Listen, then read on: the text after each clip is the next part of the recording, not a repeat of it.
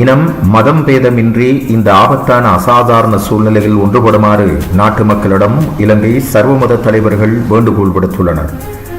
சமீபத்தில் நாட்டை தாக்கிய பெரும் இயற்கை பேரழிவால் இலங்கை துயரத்தில் இருக்கும் இந்த முக்கிய தருணத்தில் இனம் மதம் மொழி அரசியல் பேதமின்றி அனைத்து இலங்கையர்களும் ஒன்றுபட்டு பாதிக்கப்பட்ட மக்களுக்கு ஆதரவாக நிற்க வேண்டும் என்று இலங்கை தேசிய சர்வமத குரு ஒன்றியத்தின் சர்வமத தலைவர்களான சாஸ்திரபதி கலாநிதி கலகம தம்மரன்சி நாயக்க தேரர், சிவஸ்ரீ கலாநிதி பாபு சர்மா குருக்கள், அல்ஹாஜ் அசையத் கலாநிதி ஹசன் மௌலானா அல் காதிரி மற்றும் டாக்டர் நிஷான் சம்பத் குரே பாதிரியார் உட்பட சர்வமத தலைவர்கள் நாட்டு மக்களிடம் கோரிக்கை விடுத்துள்ளனர்.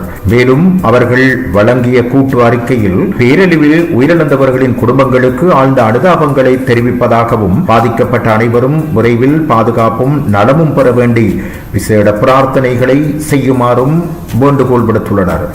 மேலும் இந்த இக்கட்டான சூழ்நிலையில் நாட்டின் பல்வேறு பகுதிகளில் அமைந்துள்ள பௌத்த, ஹிந்து, இஸ்லாம், கிறிஸ்தவ வழிபாட்டு தலங்களின் மதகுருமார்கள் மற்றும் சிங்கள, தமிழ், முஸ்லிம், கிறிஸ்தவர்கள் உள்ளிட்ட அனைத்து சமூகங்களும் ஒரே இலங்கையர்களாக இணைந்து உடனடியாக உதவி பணிகளில் ஈடுபட்டிருப்பது பாராட்டத்தக்கது என்றும் அவர்கள் அவ்வறிக்கையில் குறிப்பிட்டுள்ளமை குறிப்பிடத்தக்கது.